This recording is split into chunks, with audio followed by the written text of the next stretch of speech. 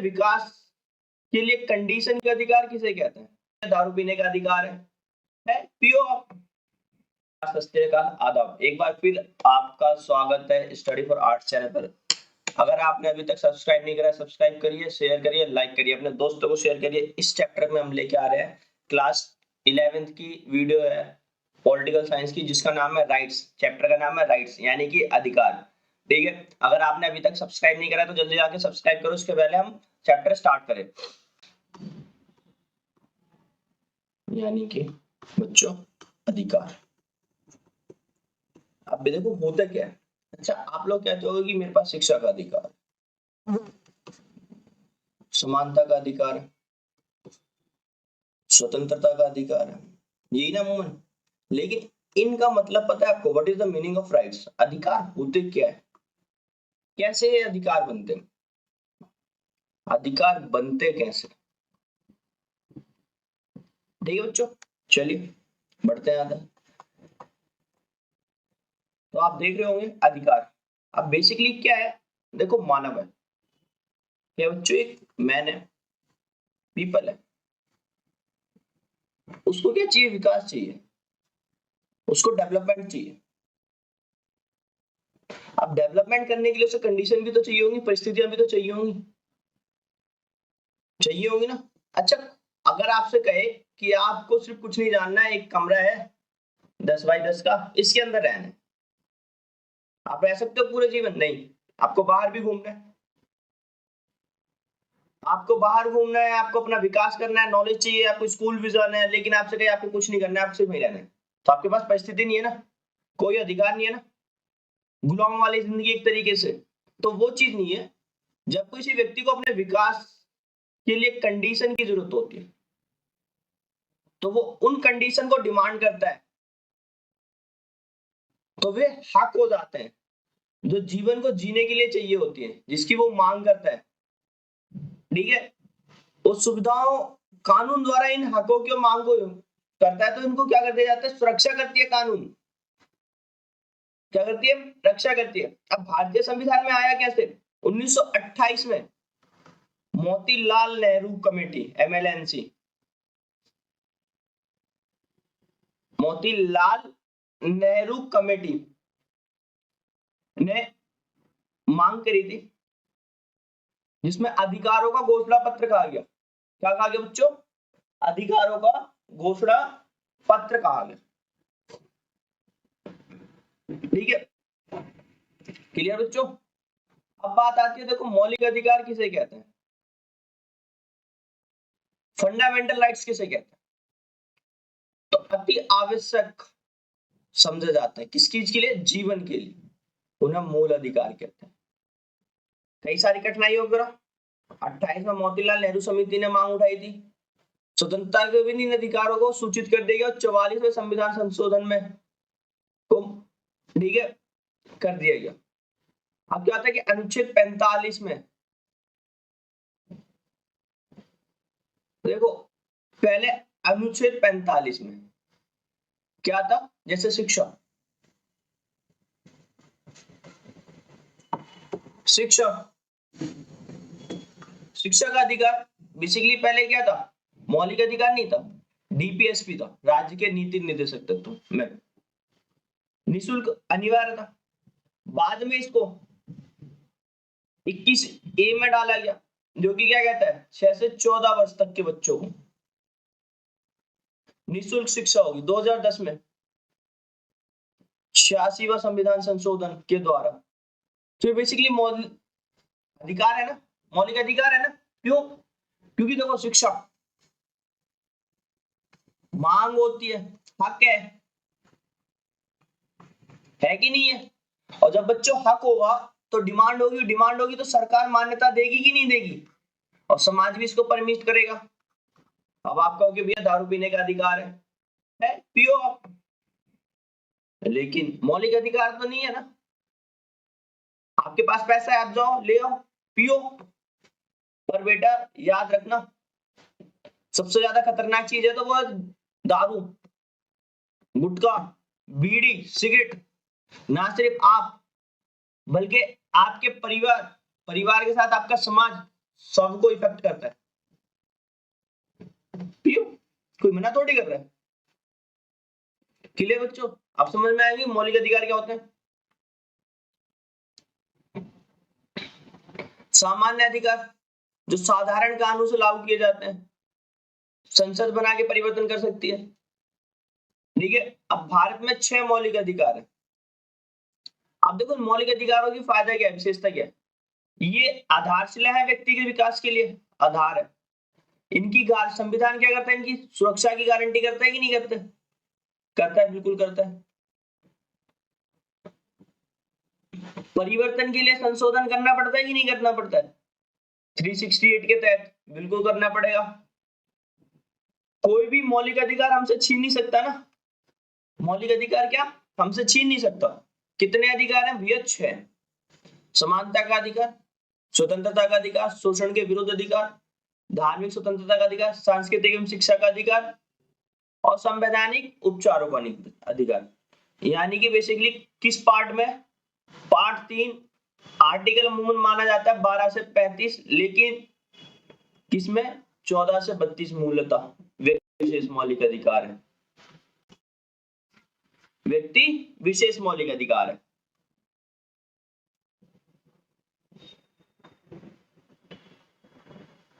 ठीक है, अब बेसिकली हुआ क्या था कि समझो पहले 7 थे, लेकिन एक संपत्ति का अधिकार जो था उसको फंडामेंटल राइट से हटा के लीगल राइट डाल दिया गया। ठीक है, आर्टिकल 31 से 300 ट्रांसफर कर दिया गया। संपत्ति रख सकते हो लेकिन आपका मौलिक अधिकार नहीं है। साधारण कानून है, नॉर्मल लॉ है। सरकार जब मर्जी आपसे ले सकती है, बाकायदा उसके बदले आपको पैसा देगी।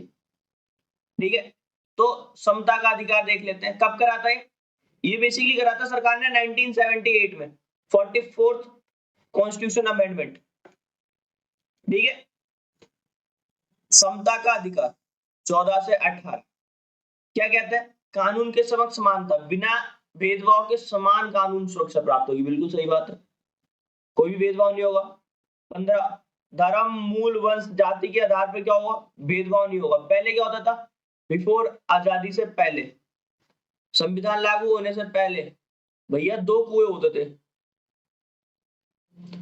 क्या होते थे? दो कुएं होते थे। अमीर के लिए अलग, ऊंची जाति के लिए अलग और छोटी जाति के लिए अलग। ये वाले इस कुएं से पानी नहीं भर सकते थे, छुआछूत। जन्म स्थान के आधार पर भेदभाव नहीं कर सकते थे, धर्म के आधार पर भेदभाव नहीं कर सकते। आप लोग कई बार देखते होंगे।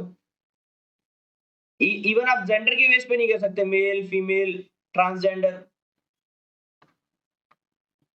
ये चीज। अनुच्छेद 16 सार्वजनिक पदों पर नियुक्ति में अफसर की समानता। मान लो क्लास है, 40 बच्चे हैं, स्टूडेंट है। इन 40 स्टूडेंट में सभी को बेटा अपॉर्चुनिटी मिल रही है ना कि फर्स्ट कौन आ रहा है, लेकिन 40 के 40 थोड़ी आ जाएंगे, कोई एक आएगा ना, क्योंकि सेम टीचर ने पढ़ा है, वो मेहनत करेगा। लेकिन कंडीशन एक है, आर्टिकल 16/4 क्लॉज 4 रिजर्वेशंस, सकारात्मक कार्रवाई की बात करता है कि यहाँ सकारात्मक कार्रवाई दी जाएगी। सकारात्मक कार्रवाई क्या होती है? छूट होती है। क्या होती है बच्चों? छूट होती है। क्लियर? अनुच्छेद 17 समाज में छुआछूत की समाप्ति और 18 सैनिक एवं शैक्षिक उपाधियों के अलावा अन्य उपाधियों पर रोक। अबॉलिश ऑफ टाइटल, सिर्फ आप सेना की, अगर आप सेना से प्राप्त हुई है, अगर आपने कमाई है शिक्षा से, तो आप उन उपाधियों को अपने ऊपर रख सकते हो, जैसे कि doctor, lieutenant general, colonel, engineer, ये चीजें कमाई हुई है, आप लिख सकते हो। ट्रांसफर नहीं है ना इस तरीके से। अगला जो है बेटा स्वतंत्रता का अधिकार। देखो बेटा स्वतंत्रता का अधिकार, ये चीज बहुत ज्यादा इंपॉर्टेंट है। क्यों है? क्योंकि आर्टिकल 19 अपने आप में 6 मौलिक अधिकार है इसके। सबसे पहला, अब लेकिन ये दिया किसको है? भारत के नागरिकों को। किसको दिया बच्चों? नागरिकों को। सबसे पहले भाषण और अभिव्यक्ति की स्वतंत्रता दे सकते हो, बिना हथियारों के शांतिपूर्ण सम्मेलन करने की स्वतंत्रता। जैसे कि आप लोग शादी ब्याह करते हो, शांतिपूर्ण होता है ना, पीसफुली, कोई हथियार वगैरह होता है नहीं। कोई संघ या संगठन बनाने की स्वतंत्रता, पॉलिटिकल पार्टी, एनजीओ वगैरह इसमें आ जाते हैं। भारत के किसी भी भूभाग में रहने का अधिकार। भैया दिल्ली गांव से कहाँ चले जाते हैं, कोई दिल्ली, बॉम्बे, जम्मू कश्मीर, कर्नाटक, ये आप कहीं भी रह सकते हो। ठीक है, भारत के किसी भी भूभाग में निवास करने का अधिकार, भ्रमण करने का अधिकार, व्यापार या व्यवसाय कोई भी काम करने की स्वतंत्रता, बशर्ते लीगल होना चाहिए। आप कहो कि भैया आपका मतलब, ठीक है। अनुच्छेद 20, अनुच्छेद 20 क्या कहता है,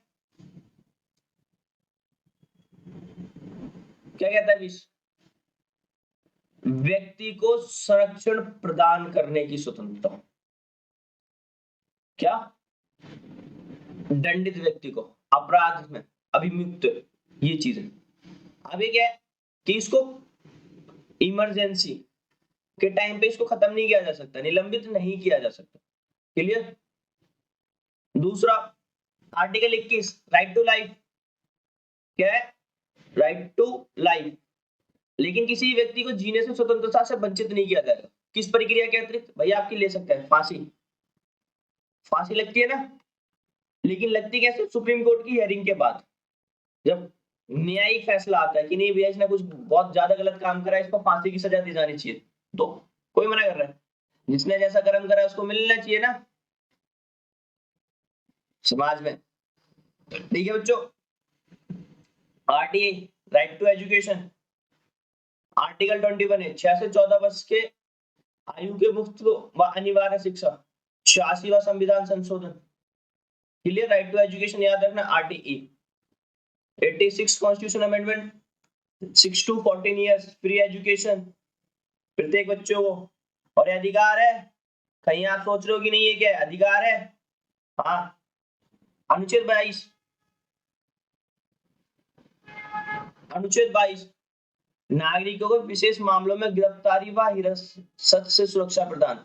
आप जाके एंटी सेबेटरी बिल ले लो ना, कोई मना कर रहा नहीं, ये चीज है। ठीक बच्चों, फिर आते हैं 23 और 24, शोषण के विरुद्ध, abolition of exploitation, against exploitation. अनुच्छेद 23 क्या कहता है? मानव तस्करी, व्यापार पर बल, बेगारी, बंधुआर मजदूरी पर प्रतिबंध।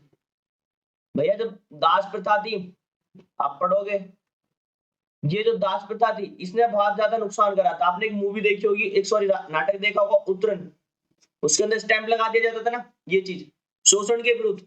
आप किसी से काम कराते हो, क्या बच्चे, आप किसी से काम कराते हो तो आपको उसको कुछ देना पड़ेगा, चाहे आपको उसको मजदूरी देना पड़े, चाहे पैसे देना पड़े, कुछ ना कुछ। आप उससे बेगारी, बंधुआ मजदूरी नहीं करा सकते। ठीक है, जब आजादी के टाइम पे किसान और मजदूर करते थे ना, जमींदार करवा देते। विशेषकर स्त्रियों को पशु की तरह खरीदा और बेचा जाता था, ये चीजें थी। ये चीजें क्या करी? बंद करी। इवन मानव व्यापार, मानव व्यापार मतलब से संबंधित समझ रहे हो ना, मानव के शरीर के अंग,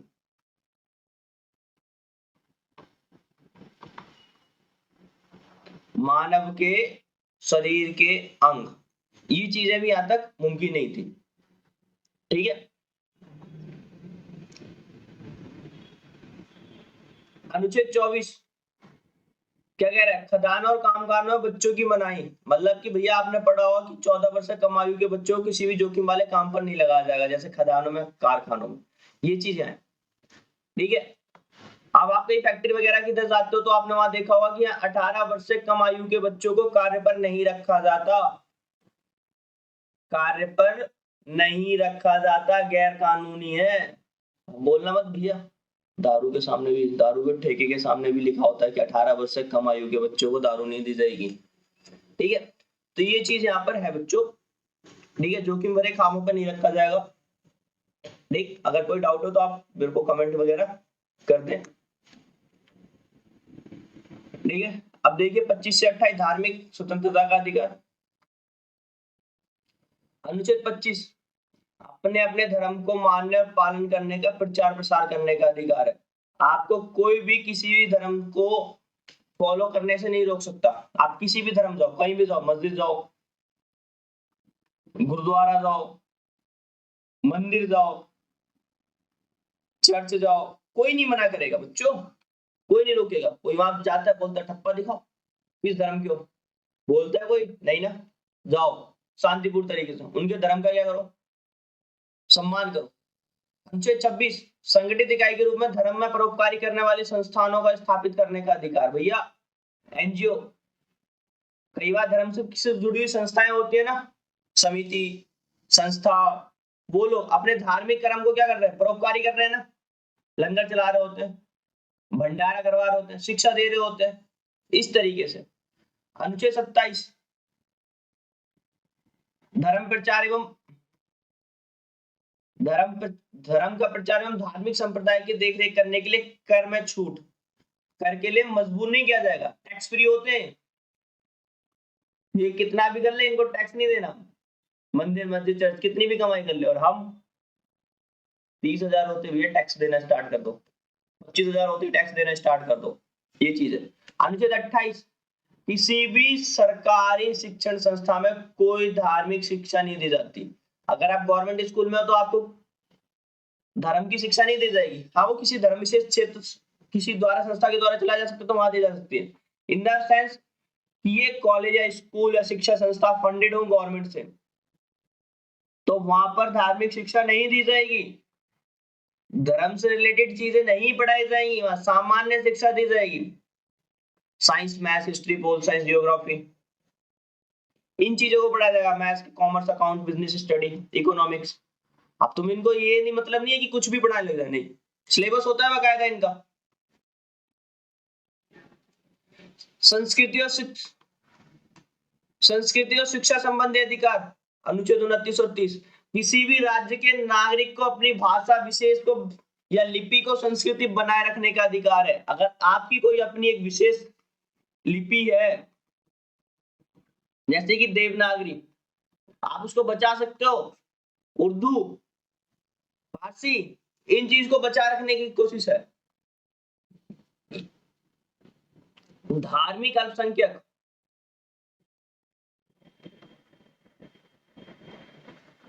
को शिक्षा संस्थानों की स्थापना, उसके प्रशासन चलाने का अधिकार, जैसे मुस्लिम्स मदरसे, धार्मिक अल्पसंख्यक है ना भारत के अंदर, और ये मदरसे चलाते हैं। अब कहना मत कि क्या क्या होता है, मुझे नहीं पता, सॉरी बच्चों। शिक्षा संस्थान है, शिक्षा ग्रहण होती है, वहां अच्छी शिक्षा मिलती है कहीं से, ठीक है। इसमें कोई भी गवर्नमेंट एक्ट किसी भी तरीके से स्टेट इंटरफेयर नहीं करेगा, क्या नहीं करेगा, इंटरफेयर नहीं करेगा, प्रशासन चलाने का अधिकार, ये चीज।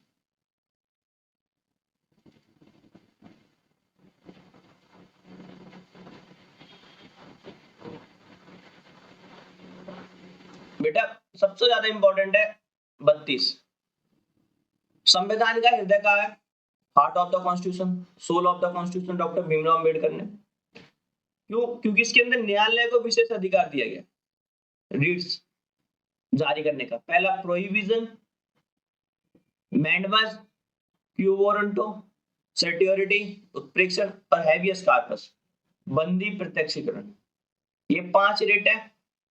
इसके अंदर है संवैधानिक उपचारों का अधिकार, ठीक है, ये चीज, ठीक है बच्चों। हम आपको इससे आगे नेक्स्ट वीडियो में मिलते हैं बच्चों, नेक्स्ट वीडियो में। यहाँ तक आज तक के लिए इतना ही। लाइक, शेयर, सब्सक्राइब करना ना भूलें, ठीक है बच्चों। धन्यवाद, मिलते हैं। जय हिंद, जय भारत।